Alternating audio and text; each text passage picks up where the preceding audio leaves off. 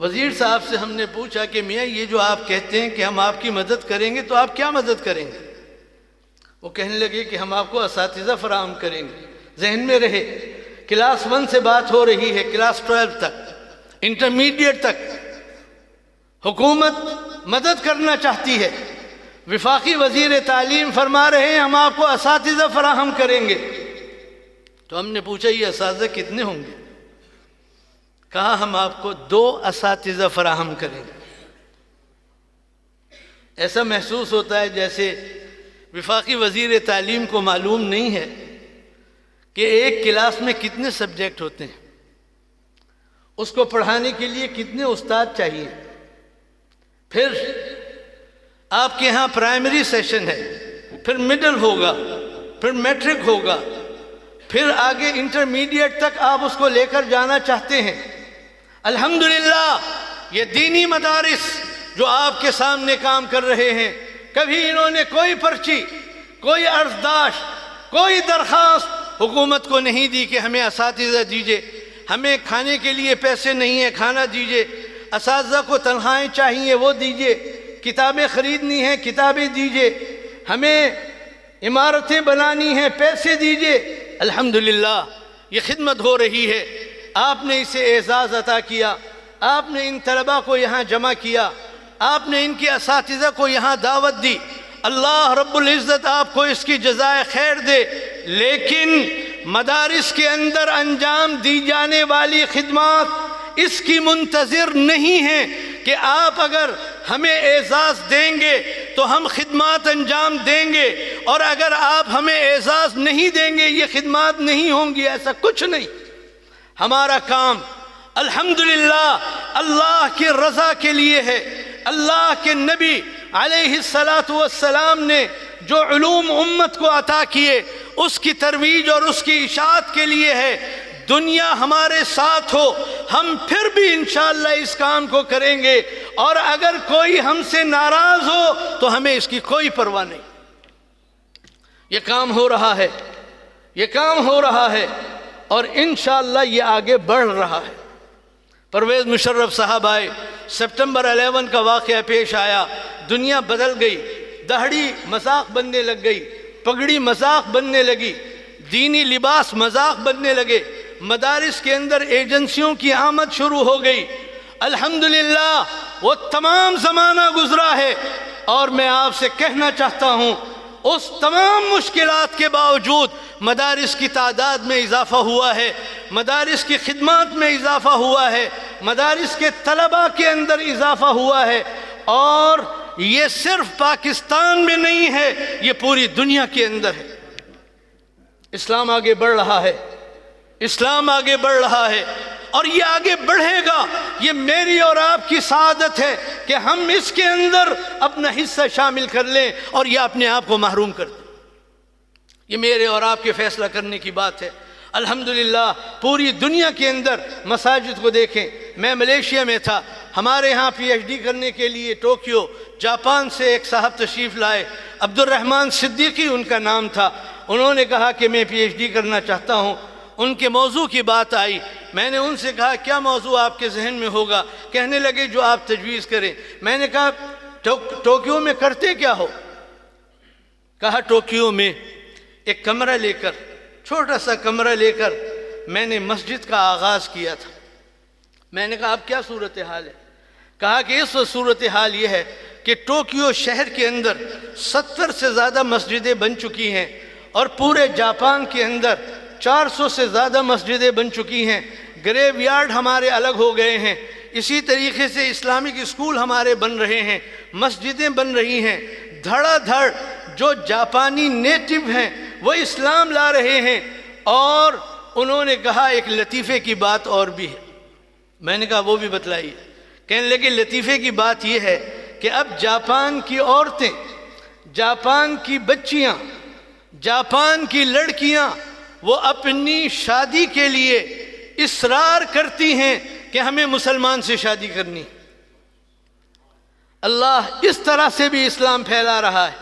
میں نے ان سے کہا کہ پھر آپ کا موضوع متعین ہے، آپ جاپان کے اندر اسلام کی نشو و نما، جاپان کے اندر اسلام کی اشاعت، اس پر آپ اپنا مقالہ لکھیں۔ چنانچہ انہوں نے مقالہ لکھا ہے۔ میرے دوستو، یہ جاپان کی صرف بات نہیں ہے، میں عرض کر رہا ہوں یہ پوری دنیا کے اندر ہے۔ آج یہاں میں بیٹھا ہوا تھا، اس پروگرام کے آرگنائزر ایک صاحب مجھ سے کہہ رہے تھے کہ مدارس کا یہ معیار ہے، ہمیں اس کا اندازہ نہیں تھا۔ جی آپ کو بھی نہیں ہے، اور ہمارے صدر صاحب اور وزیر اعظم صاحب کو بھی نہیں ہے۔ وہ یہ سمجھتے ہیں یہ کچھ یتیم خانے ہیں، وہ یہ سمجھتے ہیں یہ کچھ ایسی جگہ ہیں جہاں پر ہمیں جانا نہیں چاہیے۔ چنانچہ اگر ہندوؤں کی کوئی دیوالی کی تقریب ہو، صدر اور وزیر اعظم وہاں موجود ہیں۔ اگر کرسمس کا کوئی موقع ہے، صدر وزیر اعظم وہاں موجود ہیں۔ مجھے گلہ ہے اور مجھے حق ہے گلہ کرنے کا کہ پاکستان کے اندر ہمارے وزیر اعظم اور صدر کو کسی مدرسے اور کسی مسجد میں آنے کی توفیق نہیں ہوتی۔ کیوں نہیں ہوتی؟ کہاں ہیں وہ باتیں جس کو ایاک نعبد و ایاک نستعین کے ساتھ بیان کیا جاتا ہے؟ کہاں ہیں وہ باتیں جس پر ریاست مدینہ کی بات کہی جاتی ہے؟ لوگوں کو بیوقوف نہ سمجھا جائے۔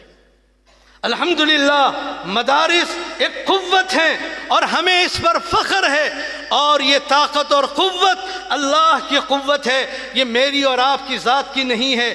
ہم انشاءاللہ جب تک زندگی باقی ہے پورے مکاتب فکر کی قوت کے ساتھ الحمدللہ اتحاد تنظیمات مدارس دینیہ سے بھی ہماری وابستگی ہے اور مضبوط وابستگی ہے، اور وفاق المدارس العربیہ پاکستان اس سے بھی ہماری ایک مضبوط وابستگی ہے۔ ہم اس ساری محنت کو اللہ رب العزت کے لیے سمجھتے ہیں، اس کی رضا کے لیے سمجھتے ہیں۔ ہمارا جو بھی زندگی کا مشن ہے وہ قرآن و سنت کا احیاء ہے، قرآن و سنت کی بقا ہے، قرآن و سنت کی اشاعت ہے، اور انشاءاللہ یہ سلسلہ آگے جاری رہے گا، اس کے اندر اختتام کا کوئی تصور نہیں ہے۔ آپ یہاں آئے، آپ نے یہ اجتماع منعقد کیا، میں ان بچوں کو مبارکباد دینا چاہتا ہوں جنہوں نے قرآن کریم اپنی پاکیزہ آوازوں کے اندر یہاں پر ہمیں سنایا۔ آج دنیا عجیب و غریب چل رہی ہے، لوگ مائیکل جیکسن کی نقل کرنا چاہتے ہیں۔ وہ یہ سمجھتے ہیں کہ یہ سنگنگ اور یہ گانا جو مائیکل جیکسن کا انداز ہے وہ اس وقت دنیا میں ہمیں فیمس بنانے والا ہے۔ سب چیزیں بھول جائیے، آپ کو اللہ نے قرآن کریم جیسی عظیم نعمت عطا فرمائی ہے۔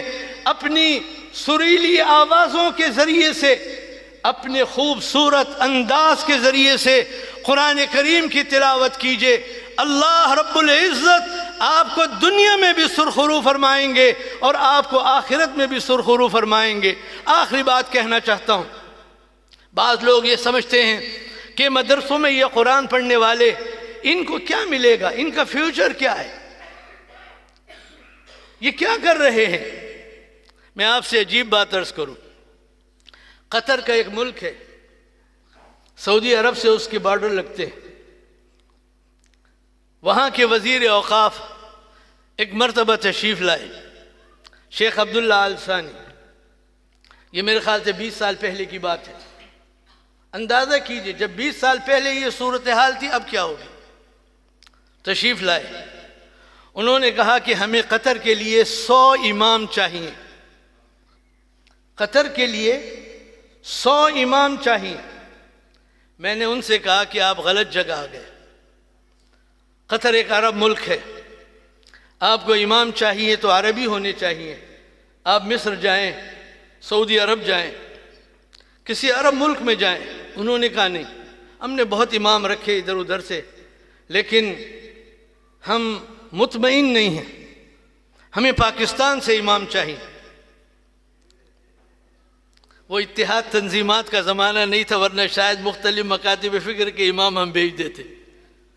ہم نے 3 اشتہار بنائے، بہت سیدھے اشتہار، کہ قطر کی وزارت اوقاف کو امام کی ضرورت ہے جو وفاق المدارس عربیہ پاکستان کی سند رکھتے ہیں اور ان کے وہ قرآن کے حافظ ہیں، قرآن اچھا پڑھ سکتے ہیں، درخواست دیں۔ اور 2 آدمی میں نے بٹھایا۔ اچھا، یہ 3 اشتہار بنا کر ایک دارالعلوم کراچی میں لگوایا، ان کے نوٹس بورڈ پر، اور ایک بنوری ٹاؤن کے اندر اور ایک جامعہ فاروقیہ کراچی میں، 3 اشتہار، 2 آدمی بٹھا دیے کہ آپ انٹرویو لیں، اور میں نے ان سے کہا کہ کسی کی سفارش چاہے میں کروں ہرگز مت قبول کرنا، جو آ رہا ہے میرٹ کی بنیاد پر اس سے انٹرویو کریں۔ تقریباً 2000 کے قریب لوگ آئے، بہت لوگوں نے سفارشیں کی، وہاں سے فون، وہاں سے فون، وہاں سے فون، اور لوگ آئے خود۔ میں نے کہا نہیں، چائے پئیں، بیٹھیں اور آپ فارغ ہیں، کوئی سفارش نہیں۔ 200 افراد ہم نے منتخب کیے آپ کے کراچی میں، پورے پاکستان سے، اور پھر وزارت اوقاف کے لوگوں کے سامنے پیش کر دی۔ تو جب انہوں نے ان 200 کا انٹرویو لیا تو وہ حیران ہو گئے، مجھ سے کہا کہ ایک مدد اور چاہیے۔ میں نے کہا فرمائیں۔ کہا ان 200 میں فرق کرنا کہ کس کو لیں کس کو چھوڑیں یہ ہم نہیں کر سکتے، یہ بھی آپ اب کر کے دیں۔ میں نے کہا میری بات کا آپ اعتبار کریں گے؟ کہنے لگے ہاں۔ میں نے کہا تو سنیں، 100 لے کر جائیں بطور امام کے، اور 100 دوسرے لے کر جائیں بطور تحفیظ کے استاد کے۔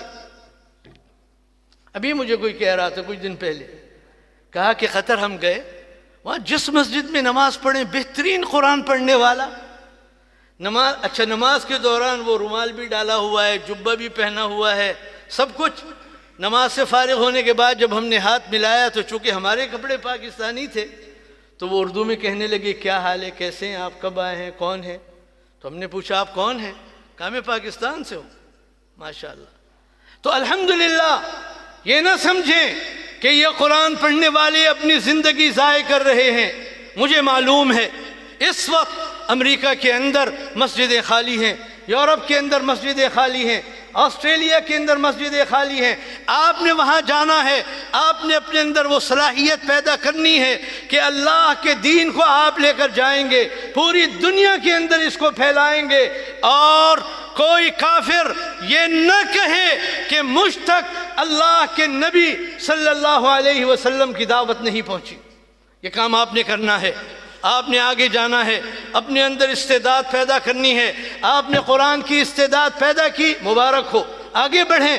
ابھی آپ کو اور بہت سارے علوم سیکھنے ہیں، ان میں مہارت حاصل کرنی ہے، اور پھر پوری دنیا انشاءاللہ آپ کے سامنے ہوگی، اور آپ اسلام کے ترجمان بنیں گے، نبی علیہ السلام کے سپاہی بنیں گے۔ اس کے لیے آپ نے کام کرنا ہے۔ اور میں منتظمین سے کہوں گا کہ یہاں کچھ آبزرویشنز ہیں میری۔ ایک تو ہمارے یہ مائک والے صاحب کو معلوم ہونا چاہیے کہ یہ مائک کب شروع کیا جائے، کب بند کیا جائے۔ اسی طرح یہ جو یہاں سٹنگ ارینجمنٹ ہے اس کو اس طرف ہونا چاہیے تھا۔ مجھے لگتا ہے کہ ہمارے ہال کے لوگ وہ نہیں سمجھتے کہ یہاں کبھی قرآن والے بھی آئیں گے۔ اب قرآن والے یہاں آ گئے ہیں اور یہ اب آئیں گے، لہذا سٹنگ ارینجمنٹ ٹھیک ہونا چاہیے۔ اسی طریقے سے میں آرگنائزر سے کہوں گا یہاں جو جگہیں خالی ہیں یہ خالی نہیں ہونی چاہیے تھی، اس کو بھرا ہوا ہونا چاہیے۔ یہ قرآن کریم کی نسبت پر ہونے والا اجتماع ہے، اس کو کامیاب ہونا چاہیے۔ اس میں اتنے افراد ہوں کہ باہر لوگ پوچھیں یہاں کیا ہو رہا ہے، نہ کہ یہ کہ یہاں موجود جگہیں خالی ہوں۔ آپ نے یہ اجتماع کیا، اللہ رب العزت آپ کو اس کی بہترین جزا عطا فرمائے۔ مختلف مکاتب فکر کے افراد یہاں آئے، میں ان سے کہوں گا وہ آگے بڑھیں اور مختلف مکاتب فکر کے تحت یہ اجتماعات ہوں، اور اس کے اندر مختلف مکاتب فکر کے افراد آئیں، اور یہ اجتماع اور یہ وحدت امت کی ہمیں نظر آنی چاہیے، اس کا اہتمام ہونا چاہیے، اور یہ اجتماع آخری اور پہلا نہیں ہونا چاہیے۔ اس سلسلے کو آگے بڑھنا چاہیے۔ جن چیزوں سے آپ نے سبق حاصل کیا اس میں اصلاح ہونی چاہیے، اور اس کام کو آگے بڑھنا چاہیے۔ انشاءاللہ ابھی آپ نے یہ 33 یا 32 طلباء کو یہاں دیکھا ہے۔ ملک الحمدللہ قرآن کو بہترین پڑھنے والوں کی آواز سے بھرا ہوا ہے، آپ نے ان تک پہنچنا ہے، اور یہ ہر طرف سے آوازیں آئیں قرآن کریم کی، اور اس سلسلے کے اندر ہم اپنے ان بچوں کو اس طرح سے تیار کریں کہ عرب بھی سن کر ان کے قرآن کو حیران ہو جائیں کہ یہ لہجہ، یہ انداز، یہ الفاظ، یہ تجوید، یہ مخارج یہ کہاں سے ادا ہو رہے ہیں۔ الحمدللہ اللہ نے ہمارے ملک میں اور یہاں کے ان لوگوں میں یہ کمال رکھا ہے کہ یہ زبان کے اعتبار سے، لہجے کے اعتبار سے الحمدللہ مہارت حاصل کر سکتے۔ اللہ رب العزت ہم سب کو اس کی توفیق عطا فرمائے۔ میں ایک مرتبہ پھر آپ تمام کا مشکور ہوں کہ آپ نے یہاں اس پروگرام کے اندر شرکت کی اور اس کا انتظام فرمایا اور اس میں آپ آئے۔ اللہ رب العزت ہم سب کو اپنی رضا عطا فرمائیں، اپنی خوشنودی نصیب فرمائیں، اور جو صحیح راستہ ہے اس پر ہمیں قائم و دائم فرمائیں۔ وصلی اللہ علی سیدنا محمد وعلی آلہ وصحبہ اجمعین والحمد للہ رب العالمین۔